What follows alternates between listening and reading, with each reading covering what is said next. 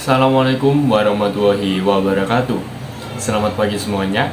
Saya Muhammad Rizky Arisandi dari kelas 11-8, salah satu siswa SMA Negeri 19 Surabaya. Di sini kita akan belajar bersama materi biologi, yakni sistem peredaran darah pada manusia.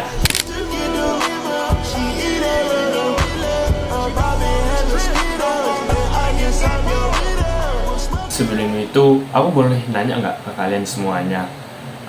Kalian kepikiran nggak kalau bagaimana caranya zat-zat makanan, kemudian oksigen, itu bisa tersalurkan di seluruh tubuh kita? Nah, apa sih perannya dan juga bagaimana cara mereka bekerja sehingga dapat melaksanakan dan juga berguna bagi tubuh kita? Jadi teman-teman, yang bertugas adalah darah. Peran darah dan juga fungsinya yakni sangat bervariasi dan juga luas karena dapat memberikan banyak hal untuk tubuh kita. Yang pertama adalah sebagai pengangkut oksigen ke seluruh tubuh dan juga nutrisi ke seluruh tubuh dari hasil apa yang kita makan. Tak hanya itu pula, darah juga berperan penting dalam sistem kekebalan tubuh pada manusia sehingga membuat badan kita menjadi lebih sehat. Jadi teman-teman, pada darah memiliki dua komponen, yakni adalah plasma darah berupa cairan dan juga sel-sel darah. Nah, kedua komponen tersebut ini mereka bersatu dan juga dapat dipisahkan melalui proses sentrifugasi. Jadi pada plasma darah itu terkandung 90% adalah air. Nah, kemudian sisanya itu apa aja sih? Nah, di dalam plasma darah juga terdapat zat-zat yang sangat penting, yakni adalah hasil metabolisme, kemudian nutrien, dan juga sisa-sisa metabolisme. Nah, disinilah peran dari plasma darah, yakni adalah mentransfer nutrisi ke seluruh tubuh. Jadi teman-teman, pada sel darah itu terkandung 40 hingga 50% adalah darah. Nah, untuk sisanya itu ada apa aja sih? Jadi untuk sisanya itu terdiri dari sel darah merah, yakni eritrosit, kemudian sel darah putih yakni leukosit, dan juga sisanya adalah trombosit. Nah, pada sel darah merah memiliki peran yakni sebagai penghantar atau transfer oksigen ke seluruh tubuh. Nah, sel darah merah ini memiliki jangka waktu umur yang sangat pendek, yakni hanya sekitar 4 bulan. Kemudian sel darah merah ini memiliki diameter 7,5 mikrometer. Bentuk dari sel darah merah yakni adalah bikonkav. Bentuk bikonkav ini berguna untuk meningkatkan efisiensi di saat dimana sel darah merah menghantarkan oksigen ke seluruh tubuh. Oh iya teman-teman, alasan mengapa umur sel darah merah hanya 4 bulan itu dikarenakan pada sel darah merah tidak memiliki nukleus. Nah, selanjutnya yakni adalah sel darah putih. Pada sel darah putih memiliki ukuran dan juga bentuk yang bervariasi, berbeda pula dengan sel darah merah. Fungsi dari sel darah putih ialah sebagai penghancur patogen yang masuk ke dalam tubuh. Atau istilah gampangnya itu adalah sel darah putih ini adalah sebagai sosok pelindung untuk melindungi sel darah merah ketika sel darah merah menghantarkan oksigen ke seluruh tubuh, seperti itu istilah gampangnya. Dan juga di sini ada tipe-tipe dari sel darah putih, yakni yang pertama adalah eosinofil yang dimana berperan dalam merespon alergi dan juga peradangan untuk melawan infeksi parasit cacing. Selanjutnya yakni basofil memicu respon imun dengan cara menghasilkan histamin untuk mengaktifkan sel fagosit. Kemudian neutrofil yang dimana berfungsi melawan mikroorganisme, bakteri, dan juga jamur serta partikel asing yang masuk ke dalam tubuh. Limfosit yang berfungsi untuk mengembangkan sistem pertahanan dan juga kekebalan tubuh dalam jangka lama. Kemudian menghasilkan antibodi serta melawan sel kanker. Nah, tipe yang selanjutnya dan yang terakhir adalah monosit yang berfungsi mengenai sinyal bahaya yang cukup baik serta merespon keberadaan patogen dengan cara fagositosis. Berdasarkan cara kerjanya, sel darah putih dapat dibedakan menjadi dua kelompok, yakni bekerja secara limfosit dan juga fagosit. Pada limfosit itu bekerja dengan cara menyekresi senyawa kimia antibodi. Jadi nanti antibodinya ini akan mengikat patogen, kemudian pada struktur antigennya dan juga kemudian dihancurkan. Kemudian yakni adalah fagosit, yakni bekerja dengan cara menjulurkan sitoplasmanya, mengelilingi patogen, kemudian dihancurkan.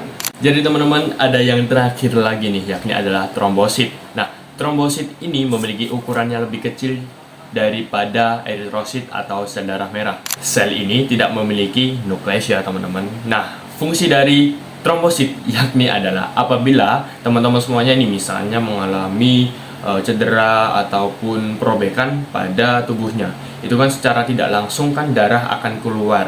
Nah, disitulah peran dari trombosit, yakni adalah untuk membantu proses pembukuan darah. Nah, jadi teman-teman, di sini kita akan menjelaskan juga pembukuan darah itu prosesnya bagaimana sih. Nah, dimulai dari yang pertama, yakni adalah pembuluh darah rusak.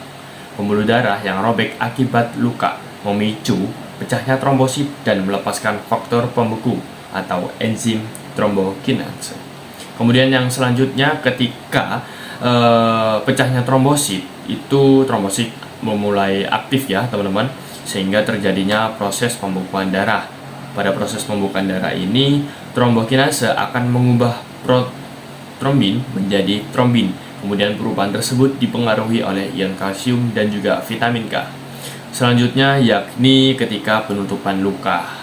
Nah, pada saat penutupan luka ini, trombin yang terbentuk memicu perubahan fibrinogen menjadi fibrin, yakni serabut halus yang bersifat lengket dan membentuk jaring-jaring akan memperangkap sel-sel darah merah dan kemudian membeku sehingga luka akan tertutup.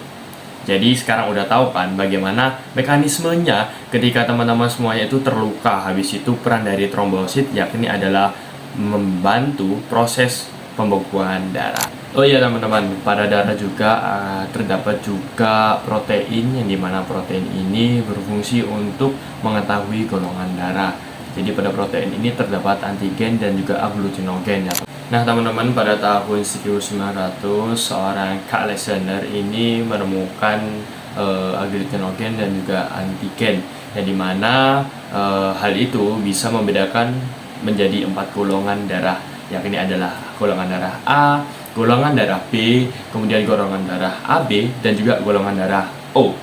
Nah, pada golongan darah A itu di dalam eritrositnya terkandung agglutinogen A. Kemudian selanjutnya pada plasma darahnya itu terkandung agglutinin beta atau anti B.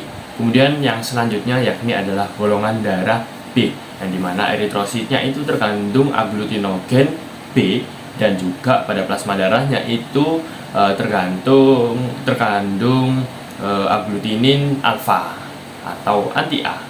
Nah, selanjutnya yakni golongan darah AB, yang dimana eritrositnya mengandung agglutinogen A dan B.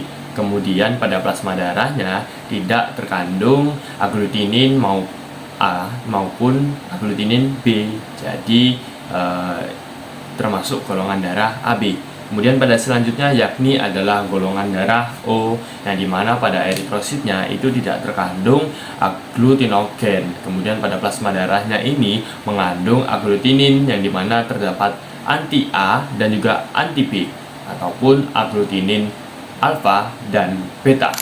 Nah, kemudian biar kalian nggak bingung nih, aku punya tips, yakni adalah agglutinogen merupakan antigen, kemudian agglutinin merupakan antibodi. Nah, pada hukum dari apa yang sudah ditemukan oleh penemu tersebut itu menyatakan bahwa antigen yang sejenis dengan antibodi itu tidak dapat bertemu.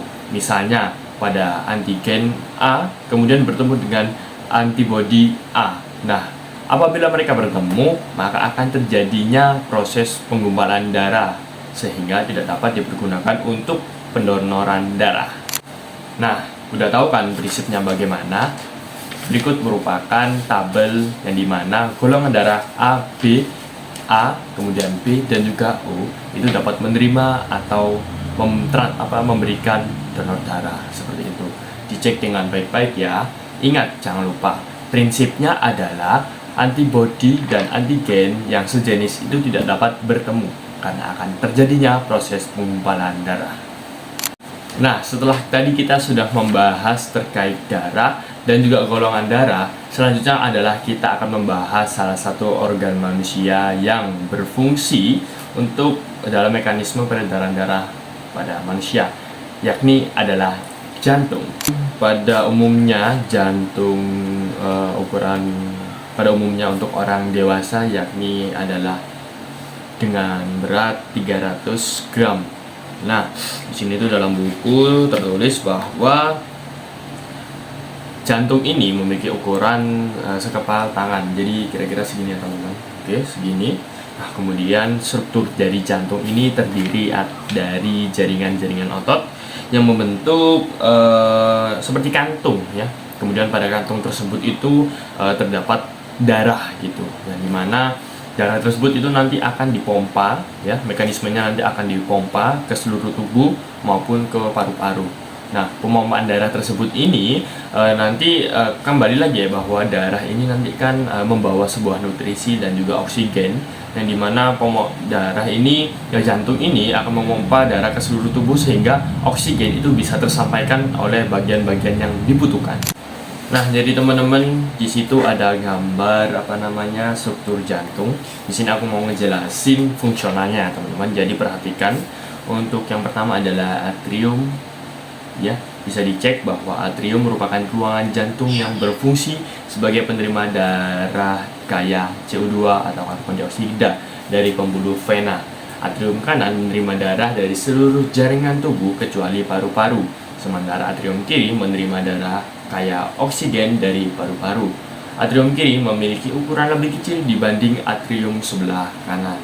Kemudian yang selanjutnya yakni adalah ventricle, memiliki dinding otot yang lebih tebal dibandingkan atrium. Ruangan ini berfungsi menerima darah dari atrium dan kemudian dinding atrium akan memompa darah meninggalkan jantung. Kemudian ventricle kanan menerima darah kaya CO2 dari atrium kanan dan kemudian dipompa keluar meninggalkan ruangan jantung menuju paru-paru.